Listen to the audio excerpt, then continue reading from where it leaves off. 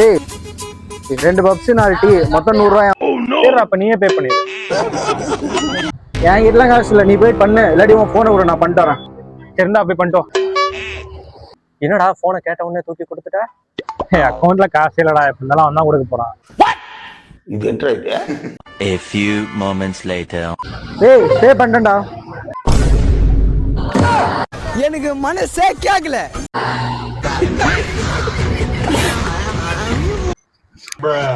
காசு இல்லைன்னா எப்படி அப்புறம் பே பண்ண? அதான்டா எனக்கும் தெரியல. சார் எங்க அப்பா ஃபோன் பண்றாரு. சொல்லுங்கப்பா. டேய் புறம்போக்கு 200 ரூபா அனுப்பியிருக்கேன், சுகர் மாத்திரை வாங்கிட்டு வா, எங்கேயும் செலவு பண்ணிட்டு வந்துடாதடா.